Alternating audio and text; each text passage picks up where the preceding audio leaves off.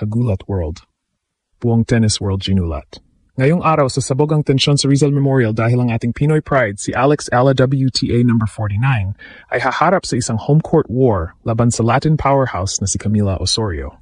Ito ang unang head-to-head ng dalawang US Open Girls Champs, ang bilis at laser forehand ng 20 anyos na Pinay versus ang karanasan ng Colombian Beast na may career high na number 33.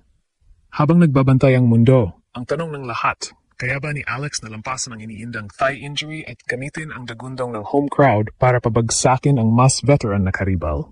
Sa gitna ng career pressure at pangarap ng bansa, ito na ang magiging gateway sa Pinoy tennis domination.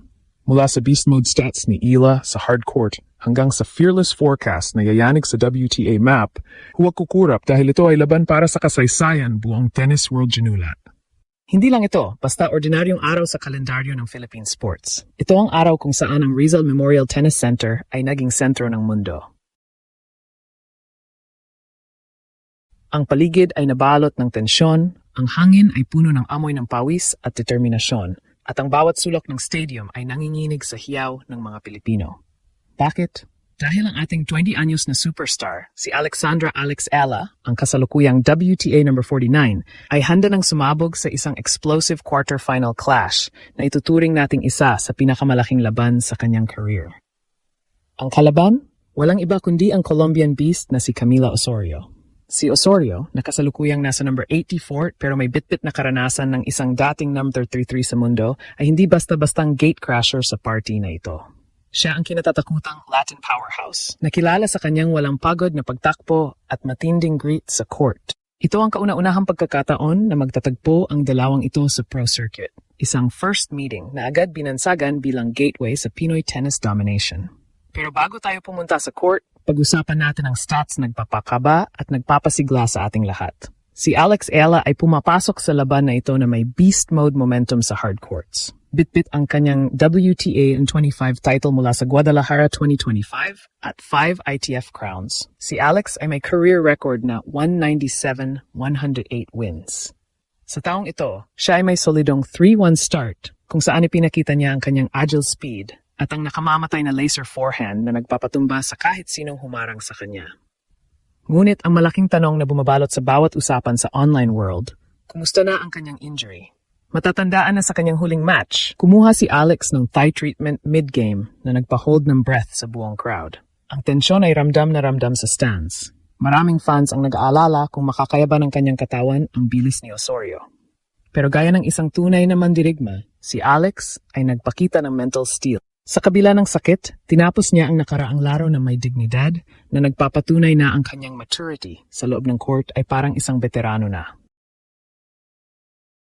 Sa kabilang panig, si Osorio ay may 3 WTA titles, lahat sa Bogota Clay at 2 finals appearances. Bagamat mas pabor sa kanya ang clay, huwag nating mamaliitin ang kanyang power serve na nag-average ng 2.1 aces per match. Ang kanyang net play ay subok na at ang kanyang grit sa mga big matches ay ang pattern na kailangang gibayin ni Alex. Ang online buzz, exploding. Mula sa Reddit hanggang sa TikTok, ang mga netizens ay hindi mapigilan ng adrenaline. Sabi ng marami, tough 3-setter ito, pero ang home crowd energy ang magiging X-factor. Ang hiyawan ng mga Pinoy ay hindi lang basta ingay. Ito ay psychological warfare na nagpaparattle sa mga opponents. Habang papalapit ang oras ng laro, ang Rizal Memorial ay hindi lang basta venue. Ito ay naging isang arena ng digmaan, kung saan ang heartbreak to hope story ni Alex ay isusulat muli. Dito na natin hihimayin ang bawat detalye dahil ang quarterfinals na ito ay hindi lang laban ng lakas, kundi laban ng talino at tibay ng sikmura. Sa isang panig, mayroon tayong Alexandra Ala, ang paboritong anak ng Pilipinas na sa edad na 20 ay pasan-pasan na ang pangarap ng isang buong bansa. Sa kabilang panig naman ay ang pader ng Colombia na si Camila Osorio. Kung titingnan natin ang kanilang mga estilo, para itong isang chess match sa bilis ng kidlat.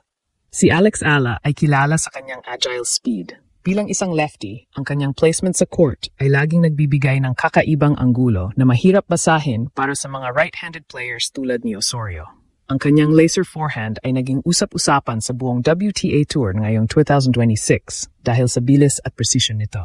Sa mga rallies, hindi basta-basta sumusuko si Alex, ang kanyang beast mode. Sa baseline ay nagpapakita ng isang manlalaro na handang makipag-ubusan ng lakas. Pero ang pinaka-importanteng sandata niya na ngayon ay ang mental steel.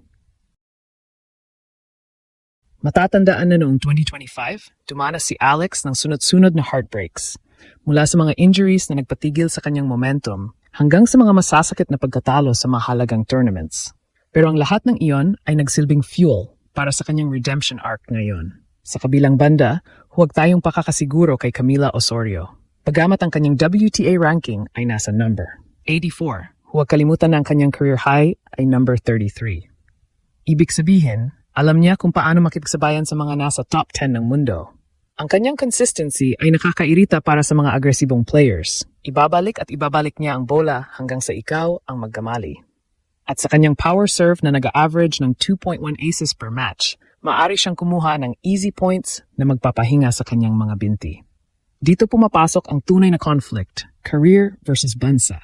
Isipin niyo ang pressure sa balikat ni Alex. Sa bawat palo niya, naririnig niya ang dagundong ng Rizal Memorial. Para sa kanya, ang bawat panalo ay puntos para makaakyat sa top 40 at lalong mapalapit sa pangarap na Grand Slam title.